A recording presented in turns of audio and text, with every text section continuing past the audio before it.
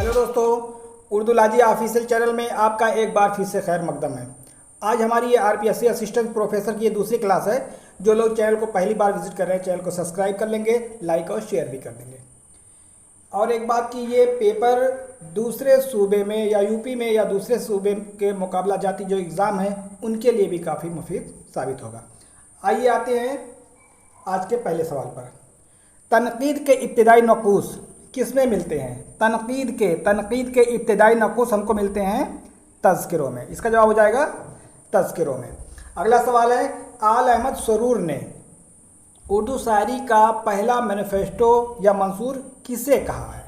आल अहमद सरूर ने, ध्यान से देखिए, आल अहमद सरूर ने उर्दू शायरी का पहला मैनिफेस्टो का माने होता है ऐलाननामा, किसको करार दिया है? किस किताब को?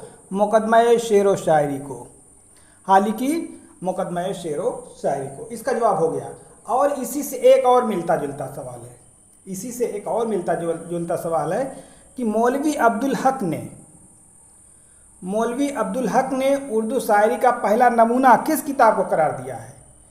ठीक है, तो ये भी इसका जवाब हो जाएगा मुकदमा शेर व शायरी। क्या है? मौलवी अब्दुल हक। यहाँ हो जाएगा मौलवी अब्दुल हक, आल अहमद सरूर की जगह हो जाएगा मौलवी अब्दुल हक, और ये मैनिफेस्टो की जगह हो जाएगा नमूना। थोड़ा सा फ़र्क है, अगर नमूना पूछेगा तो इसका जवाब हो जाएगा यहाँ अब्दुल हक हो जाएंगे। और आल अहमद सरूर ने और अब्दुल हक ने दोनों ने ही ये बात मुकदमा शेर व शायरी के लिए कही है। आल अहमद सरूर का जो जुमला है थोड़ा अलग है, उन्होंने उसमें मैनिफेस्टो कहा है, और मौलवी अब्दुल हक ने इसको नमूना कहा है। समझ गए ना? तो ये इतना ही फ़र्क है। चलिए हम आते हैं आज के अगले सवाल पर। तनकीद अदब के साथ वो सलूक करती है जो डॉक्टर जिस्म के साथ करता है, यानी उसकी सेहत का ख्याल रखता है। ये कौल किसका है? ये कौल है रिचर्डसन। ये किसका कौल है? ये रिचर्डसन का कौल है। जैसे डॉक्टर होता है, डॉक्टर जो है मरीज का जो इलाज करता है, ऑपरेशन करके जैसे भी उसकी कमियों को, उसकी बीमारियों को दूर करता है, उसी तरीके से तनकीद जो होती है वो अदब से उसकी जो कमियां होती हैं उसको निकाल करके दूर करती है, बाहर करती है। तो मतलब कि डॉक्टर का जो ताल्लुक़ जिस्म के साथ है तो तनकीद का वही ताल्लुक़ अदब के साथ है। तो ये किसका कौल है? ये कौल है डॉक्टर रिचर्डसन का। अगला सवाल, माहिर गालिबियात के नाम से किसे जाना जाता है? माहिर गालिबियात कहा जाता है इम्तियाज़ अली अरशी। इम्तियाज़ अली अरशी को माहिर गालिबियात कहा जाता है। इन्होंने जो है दीवान गालिब को तरतीब दिया, उसका नाम रखा दीवान गालिब नुस्खे अरसी। ठीक है, और ये जो है 1958 में शाये हुई। ये किताब जो इस किताब को ज़मानी एतबार से तरतीब किया गया है, मतलब कि गालिब ने किस ज़माने में कौन से कलाम लिखे थे वो तरतीबवार इसमें है। समझ गए ना? तो इम्तियाज़ अली अरशी का शुमार माहिर गालिबियात में होता है। इसके अलावा मालिक राम का शुमार भी होता है। किसका? मालिक राम का शुमार भी इसके अलावा माहिर गालिबियात में होता है। कालिदास गुप्ता रज़ा, ये भी जो है माहिर गालिबियात है। तो कम से कम 3 नाम ज़रूर याद रखिए, इम्तियाज़ अली अरशी, मालिक राम और कालिदास गुप्ता रज़ा। इन लोगों का शुमार माहिर गालिबियात में होता है। ज्ञानचंद जैन का भी होता है। उन्होंने जो है 2 किताबें लिखी हैं, तफसीर गालिब और रमूज़ गालिब। तो इसकी वजह से उनको भी कहा जाता है। लेकिन इनके बाद यानी अरशी, मालिक राम और कालिदास गुप्ता रज़ा के बाद उनको ज्ञानचंद जैन को भी कहा जाता है। समझ गए ना? चलिए हम आते हैं आगे अगले सवाल पर। सवाल नंबर 27, ज़ौक़ को खाकानी हिंद का खिताब किसने दिया था? ज़ौक़ को खाकानी हिंद का खिताब किसने दिया था? तो इसका जवाब हो जाएगा अकबर शाह सानी ने। बहादुर शाह जफ़र के वालिद अकबर शाह सानी ने उनको यह खिताब दिया था।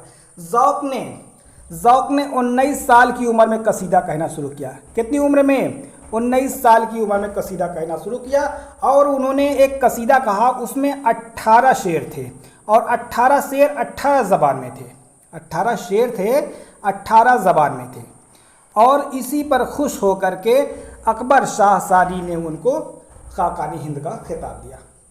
खाकानी हिंद का खिताब दिया। खाकानी हिंद का मतलब क्या होता है? ईरान में एक शायर था अरबी का, बहुत बड़ा कसीदा निगार था, उसका नाम था खाकानी। ईरान का था वो, और उसकी मुनासिबत से अकबर शाह सानी ने ज़ौक़ को हिंदुस्तान का खाकानी कहा।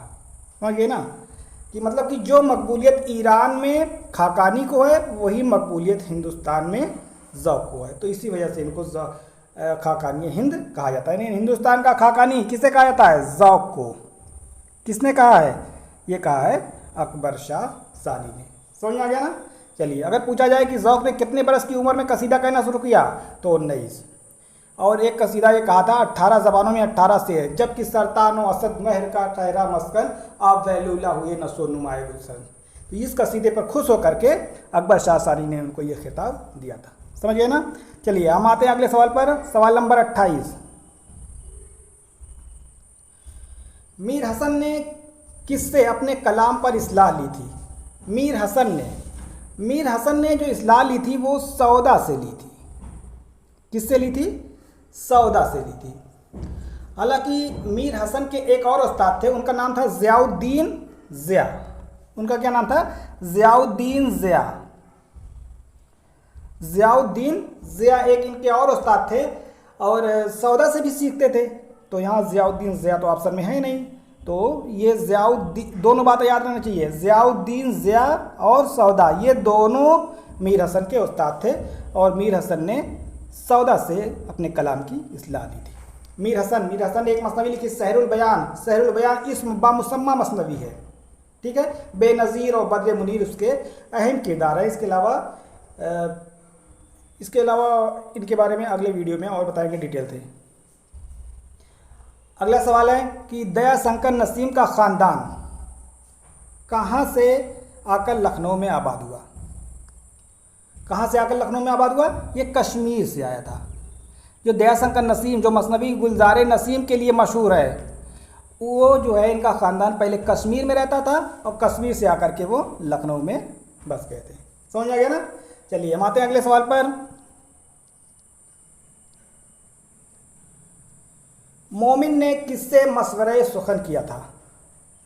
मोमिन ने, हकीम मोमिन खान मोमिन, इन्होंने किससे मशवरे सुखन किया था? तो ये किया था, इसका जवाब हो जाएगा शाह नसीर। शाह नसीर को कल्लू मियाँ भी कहा जाता है। और इसके अलावा देखिए, इसका जवाब तो हो गया, मोमिन ने किससे मशवरे सुखन किया था, तो इसका जवाब शाह नसीर हो गया। ठीक है। इसके अलावा अगर हम बात करें कि बहादुर शाह जफ़र के उस्ताद कौन थे? बहादुर शाह जफ़र, दिल्ली का आखिरी बादशाह कौन है? बहादुर शाह जफ़र। तो ये गालिब हैं, ज़ौक़ हैं, शाह नसीर, ये तीनों लोग बहादुर शाह जफ़र के उस्ताद थे। ठीक है ना। चलिए, हम आते हैं अगले सवाल पर। तनक़ीदी मक़ालात के मुसन्निफ़ कौन है? तनक़ीदी मक़ालात, ये किताब किसने लिखी है? ये किताब लिखी है मोहिद्दीन क़ादरी ज़ोर ने। मोहिद्दीन क़ादरी ज़ोर, ये माहिर लिसानियात भी हैं, तनक़ीद निगार भी है, अफ़साना निगार भी है, शायर भी हैं। शायरी करते थे तो ये ज़ोर तखल्लुस रखते थे। ठीक है, ये माहिर लिसान भी हैं और तनक़ीद निगार भी हैं, अफ़साने भी लिखते थे। तो इनके बारे में आप याद रखिएगा। और इनको माहिर दक्कनियात भी कहा जाता है। इनका ताल्लुक़ कहाँ से है? दक्कन से है। मोहिद्दीन क़ादरी ज़ोर ने दक्कन से एक रिसाला जारी किया था, उसका नाम था सबरस। क्या नाम था? सबरस एक रिसाला जारी किया था। हालांकि सबरस के नाम से मुल्ला वजही की एक दास्तान है। ठीक है। और मोहिद्दीन क़ादरी ज़ोर की अगर बात करें तो मोहिद्दीन क़ादरी ज़ोर ने किताब लिखी है हिंदुस्तानी लिसानियात, हिंदुस्तानी सौतियात, हिंदुस्तानी फ़ोनीमियात। ये इनकी किताबें बहुत मशहूर किताब है और इनको माहिर दक्कनियात कहा जाता है। एक रिसाला किस नाम से? सबरस के नाम से जारी किया था 1938 में दक्कन से। शायरी करते थे, शायरी में इनका तखल्लुस ज़ोर है। ठीक है ना। तो इनमें से अगर पूछा जाए कि इनमें से कौन सा अदीब है जो अफसाना निगार भी है और शायर भी है, माहिर लिसानियात भी है, तनक़ीद निगार भी है, दक्कनियात है, तो कौन है? इसका जवाब हो जाएगा मोहिद्दीन क़ादरी ज़ोर। समझ आ गया ना। चलिए, हम आते हैं अगले सवाल पर। अगला सवाल है तारीख़ दास्तान उर्दू। इसमें नाम में मिस्टेक है, इसका नाम होना चाहिए दास्तान तारीख़ उर्दू। ये थोड़ा सा टाइपिंग मिस्टेक हो गई सवाल में। दास्तान तारीख़ उर्दू, दास्तान तारीख़ उर्दू, ये किसकी किताब है? दास्तान तारीख़ उर्दू ये किताब है हामिद हसन कादरी की। ध्यान से देखिए यहाँ पे, दास्तान तारीख़ उर्दू ये किसकी किताब है? हामिद हसन कादरी की। ऐसे ही मिलती जुलती एक और किताब है दास्तान ज़बान उर्दू। यहाँ जो तारीख है यहाँ लफ्ज़ आ जाएगा ज़बान, क्या आ जाएगा, यहाँ आ जाएगा लफ्ज़ ज़बान, और यहाँ भी दास्तान रहेगा और यहाँ रहेगा उर्दू। ठीक है, तो दास्तान तारीख़ उर्दू हामिद हसन कादरी, दास्तान ज़बान उर्दू तो ये हो जाएगी शौकत सब्ज़वारी की किताब है।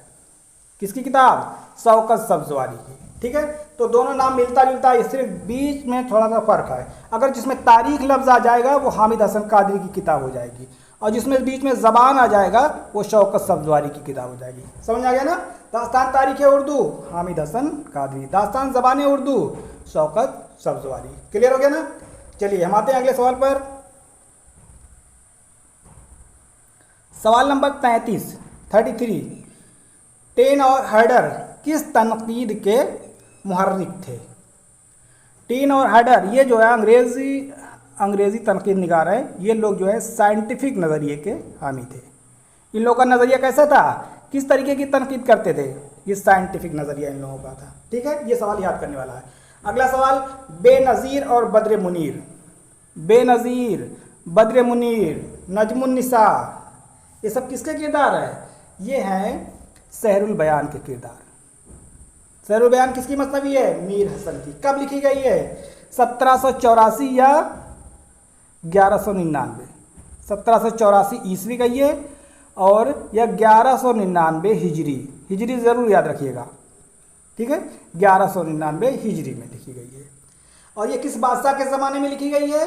ये लिखी गई आसिफुद्दौला के ज़माने में। और इन्होंने मसनवी लिखी और आसिफुद्दौला के दरबार में ले गए और एक कसीदा भी पेश किया आसिफुद्दौला की मदह में।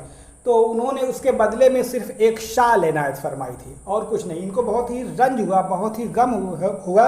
ये बहुत ही मेहनत से ये मसनवी लिखे थे। ये मीर हसन की आखिरी मसनवी थी और इनको इतना भरोसा था कि मैं इतनी मेहनत से मसनवी लिख रहा हूँ, मैं ले जाऊँगा बादशाह के दरबार में ले जाऊंगा, उनके सामने कसीदे पढ़ूंगा और उनके सामने ये मसनवी पेश करूंगा तो बादशाह खुश होकर मुझे अपने दरबार में रख लेगा। लेकिन उन्होंने रखा नहीं। और 2 साल के बाद यानी 1784 में अगर 2 जोड़ दिया जाए तो हो जाएगा 1786। 1786 में बेचारे इस दुनिया से चल बसे। ठीक है ना? तो ये हो गई मसनवी सहरुल बयान। क्लियर हो गया? चलिए हम आते हैं अगले सवाल पर। सवाल नंबर 35। आज़ाद नज़्म किस ज़बान की एक शेरी हैयत है जो उर्दू में दाखिल हुई? आज़ाद नज़्म आपने कल पढ़ा था, कल वाले वीडियो में। आज़ाद नज़्म और मुअर्रा नज़्म दोनों अंग्रेज़ी में खूब रवाज पा रही थी, अंग्रेज़ी के रास्ते में उर्दू में दाखिल हुई। आज़ाद नज़्म को कहते हैं फ्री वर्स और मुअर्रा नज़्म को कहते हैं ब्लैंक वर्स। क्लियर है? दोनों अंग्रेज़ी ज़बान में खूब मशहूर थी और अंग्रेज़ी के ज़रिए ये उर्दू में दाखिल हुई। क्लियर हो गया ना? चलिए हम आते हैं अगले सवाल पर। सवाल नंबर 36। किसने अपने कलाम को गुजरी के मतलब गुजरी से मौसूम किया है? बुरहानुद्दीन जानम। बुरहानुद्दीन जानम ने अपने कलाम को गुजरी कहा, यानी उनका कलाम गुजरी ज़बान में है, यानी गुजराती ज़बान में है। उर्दू ज़बान का एक नाम गुजरी भी है। ठीक है ना? जैसे कल आपने पढ़ा था कि उर्दू ज़बान को घर भाका किसने कहा? उर्दू ज़बान को घर भाका किसने कहा? तो कहा था मीरान जी शमसुल उस्साक। घर भाका मीरान जी शमसुल उस्साक। गुजरी किसने कहा था? बुरहानुद्दीन जानम। समझिए ना? बुरहानुद्दीन जानम की एक बहुत ही मशहूर किताब है, उसका नाम है कलमतुल हिकायक। ठीक है ना? कलमतुल हिकायक, कलमतुल हक नहीं है। कलमतुल हक होगा तो सर सैयद की हो जाएगी। कलमतुल हिकायक, कलमतुल हिकायक किसकी किताब है? बुरहानुद्दीन जानम की। क्लियर हो गया ना? चलिए हम आते हैं अगले सवाल पर। सवाल नंबर 37। सवाल नंबर 37 है कि किस सिन्फ के लिए ज़ोर बयान, शौकत अल्फाज और मानी आफरीनी लाजमी है? किस सिन्फ के लिए लाजमी है? तो ये हो जाएगा इसका जवाब कसीदा। तख़य्युल की परवाज़ होनी चाहिए। बादशाह की मदे में कसीदे कहे जाते हैं तो उसमें शौकत अल्फाज, तख़य्युल की बुलंदी, मानी आफरीनी, ज़ोर बयान, ठीक है, ये सारी चीज़ें कलाम में लाई जाती हैं। तो ये कसीदा की ख़ुसूसियत है। कसीदा किस ज़बान का लफ्ज़ है? कसीदा अरबी ज़बान का लफ्ज़ है और अरबी ज़बान के लफ्ज़ कसद से बना हुआ है जिसके माने होते हैं इरादा करना। हालांकि कसीदा के एक और माने हैं मगज़ गलीज़ या गाढ़ा गूदा। ठीक है। कसीदा के कितने जुज होते हैं? आम तरीके से 5 होते हैं, तशबीब, गुरेज, मदह, मुद्दआ और दुआ। लेकिन मुद्दआ इसका लाजमी जुज नहीं है, लेकिन काउंटिंग में 5 आएंगे, ठीक है ना। और जो इसका गुरेज जो दूसरा जुज है, तशबीब के बाद क्या आता है? गुरेज। गुरेज जो दूसरा जुज है, गुरेज के माने होता है बात से बात पैदा करना। क्या होता है? बात से बात पैदा करना। लेकिन गुरेज को एक और नाम से जाना जाता है, गुरेज को एक और नाम से जाना जाता है, उसको कहते हैं मुखलिस, ठीक है, मुखलिस। अब उसको तखल्लुस भी कहते हैं। आपको एक अजीब लग रहा होगा, लेकिन आप जब किताब पढ़ेंगे, उर्दू में कसीदा निगारी का तनकीदी जायज़ा महमूद इलाही किताब, तो वहाँ आपको मिलेगा। तखल्लुस भी कहते हैं, मुखलिस भी कहते हैं और खरूज भी कहते हैं, ठीक है ना। तो कसीदा का जो दूसरा जुज़ है गुरेज को जो है मुखलिस भी कहते हैं, तखल्लुस भी कहते हैं और खरूज भी कहते हैं। समझ आ गया ना? चलिए, तो ये बात हो रही थी कसीदे की। अब हम आते हैं अगले सवाल पर।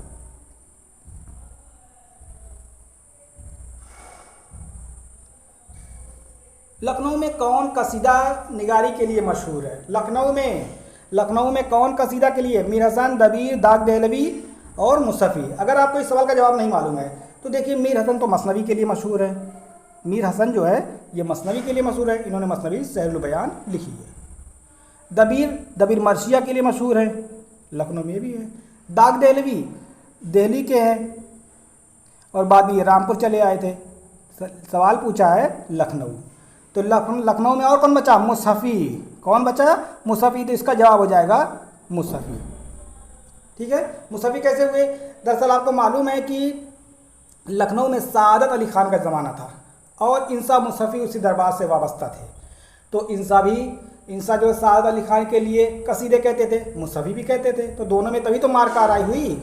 एक चश्मक अलग बात होती है, जो चश्मक होता है। अनीस और दबीर में चश्मक थी, आतिश और नासिक में चश्मक थी, लेकिन इंसा मुसफ़ी में चश्मक और मारका आराई हो गई थी, मारपीट हो गई थी। इंसा ज़्यादा तेज़ तर्रार थे और इंसा ने मुसफ़ी को धो दिया। समझ आ गया ना? अब बेचारे जो है ये एकदम खामोश हो गए। तो इंसा मुसफ़ी में मारका आराई हुई थी, ये आपको मालूम होना चाहिए। और मुसफ़ी भी कसीदे लिखा करते थे सादत अली खान के लिए। क्लियर हो गया ना? तो इस हिसाब से इसको भी ढूंढा जा सकता है। तो लखनऊ में कसीदा निगारी के लिए कौन मशहूर है? मुसफ़ी। क्लियर? चलिए हम आते हैं अगले सवाल पर। मरसिया किस ज़बान का लफ्ज़ है? मरसिया अरबी ज़बान का लफ्ज़ है। अरबी ज़बान के लफ्ज़ रेसा से बना है। इसके माने होते हैं आहो बोका, यानी रोने रुलाने वाली बात है। मरसिया में कुल कितने जुज़ होते हैं? मरसिया में कुल 8 जुज़ होते हैं। चेहरा, सरापा, रुखसत, आमद, रजज़, जंग, शहादत, बैन। अगर पूछा जाए कि मरसिया का सबसे अहम जुज़ कौन सा है, तो बैन होता है। क्योंकि मरसिया किस लिए कहा जाता है? मरसिया कहने का मकसद ही होता है रोने रुलाने के लिए। तो रोने रुलाने वाली बात जो आखिरी जुज़ में आती है उसको कहते हैं बैन। बीन नहीं, बैन। समझ में आ गया ना? इसी तरीके से अगर पूछा जाए कि कसीदे का सबसे अहम जुज़ कौन सा होता है कसीदे का, तो कसीदे का जो सबसे अहम जुज़ होता है वो होता है मदह, क्योंकि कसीदा मदह के लिए कहा जाता है। ठीक है ना? तो कसीदे का सबसे अहम जुज़ मदह, मरसिया का सबसे अहम जुज़ बैन होगा। क्लियर हो गया ना? चलिए हम आते हैं अगले सवाल पर।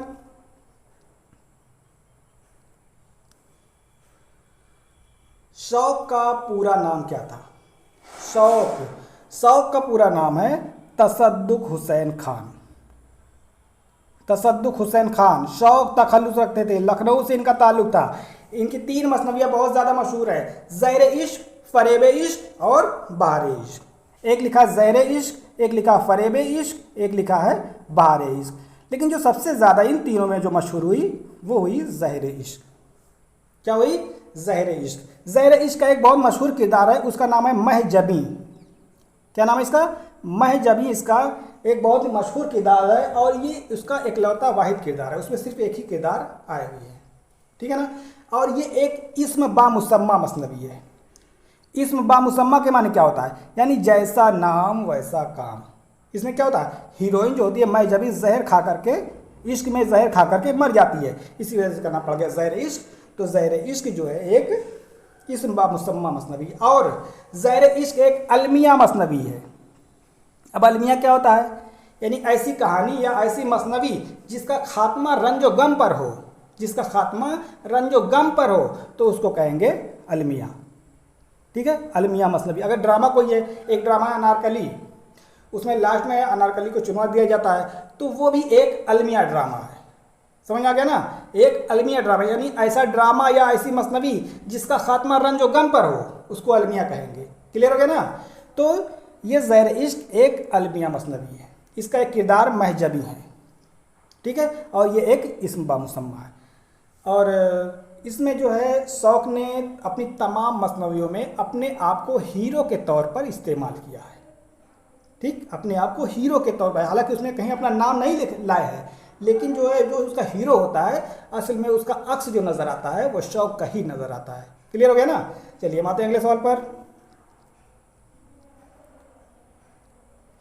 कौन दबिस्तान लखनऊ की खुसूसियत में है? यानी ये 4 ऑप्शन दिए गए हैं, इनमें से कौन सी खुसूसियत दबिस्तान लखनऊ की है? हकीकत पसंदी, सोजो गुदाज, तसव्वुफ, इब्तिज़ाल। इब्तिज़ाल नहीं है। इब्तिज़ाल क्या होता है? इब्तिज़ाल माने होता है कमीनापन, आमियानापन। तो ये कमीनापन, आमियानापन कहाँ पाया जाता है? दबिस्तान लखनऊ वाले शायरों के यहाँ पाया जाता है। किसके यहाँ पाया जाता है? दबिस्तान लखनऊ के शायरों के यहाँ पाया जाता है। समझ आ गया ना। तो ये दबिस्तान लखनऊ की खुसूसियत है इब्तिज़ाल, यानी जवाल की तरफ जा रहा। ठीक है ना। इब्तिज़ाल के माने होता है कमीनापन, हल्कापन, ये सारी चीज़ें इसके माने होती है। इसके अलावा अगर हकीकत पसंदी देखें तो दिल्ली के शायरों की खुसूसियत थी। सोजो गुदाज दिल्ली के शायरों में पाया जाता था। तसव्वुफ दिल्ली के शायरों में पाया जाता था। ठीक है। पाकीज़गी दिल्ली के शायरों में पाई जाती थी। उलूम का ख्याल दिल्ली के शायरों में पाया जाता था।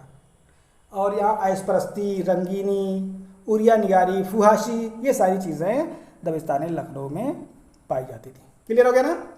चलिए अब हम आते हैं अगले सवाल पर। सवाल नंबर 42। मुनीर शिकोहाबादी किसके शागिर्द थे? मुनीर शिकोहाबादी ये जो है नासिक के शागिर्द थे। किसके? नासिक। इमाम बख्श नासिक, दबिस्तान लखनऊ का बानी इमाम बख्श नासिक। दबिस्तान लखनऊ का पेशवाए आज़म नासिक को कहा जाता है। अदबी डिक्टेटर नासिक को कहा जाता है। इस्लाही ज़बान के लिए कौन मशहूर है? नासिक। समझ आ गया ना। और दुनकटा भैंसा भी इनको कहा जाता है। मुनीर शिकोहाबादी की अगर बात कर लें तो मुनीर शिकोहाबादी का जो असल नाम था सैयद इस्माइल हुसैन। क्या नाम था? सैयद इस्माइल हुसैन। इनका जो असल नाम था सैयद इस्माइल हुसैन। इनका इंतकाल रामपुर में हुआ था। सैयद इस्माइल हुसैन इनका जो है असल नाम था। जो 1857 की जो गदर हो रही थी उसमें इन्होंने हिस्सा लिया था और कई बार जेल भी गए थे। एक लंबा वक्त जो है इन्होंने जेल में काटा था। समझ आ गया ना। तो मुनीर शिकोहाबादी असल नाम था सैयद इस्माइल हुसैन, और ये शायरी भी करते थे और तखल्लुस रखते थे मुनीर। इनका तखल्लुस क्या था? मुनीर। इनके उस्ताद कौन थे? नासिक। क्लियर हो गया ना। चलिए अब हम आते हैं अगले सवाल पर। सवाल है सिंध को उर्दू की जाए पैदाइश किसने करार दिया? यानी किसने बताया कि उर्दू सिंध में पैदा हुई? सिंध में पैदा होने का नज़रिया किसने दिया? सैयद सुलेमान नदवी ने। सैयद सुलेमान नदवी ने एक किताब लिखी थी, उसका नाम था नक़ूस सुलेमानी। क्या नाम था? नक़ूस सुलेमानी। नक़ूस सुलेमानी उनकी किताब का नाम है और उसमें उन्होंने बताया है कि उर्दू का ह्यूला वादी सिंध में तैयार हुआ है, या हम उसको दूसरी ज़बान में ऐसे कहते हैं कि उर्दू सिंध में पैदा हुई। ये किसने बताया था? ये सैयद सुलेमान नदवी। इनका ताल्लुक कहाँ से है? इनका ताल्लुक है पटना से। पटना दक्षिण बिहार में ये पैदा हुए थे। और सैयद सुलेमान नदवी शिबली के जानशीन थे। जब शिबली का इंतकाल हो जाता है तो शिबली के अधूरे कामों को सैयद सुलेमान नदवी ने पूरा किया था। समझ गए ना। चलिए अब हम मिलते हैं अगले वीडियो में। अगर वीडियो अच्छा लगे तो चैनल को सब्सक्राइब करिए, लाइक करिए, शेयर भी करिए। अस्सलाम वालेकुम।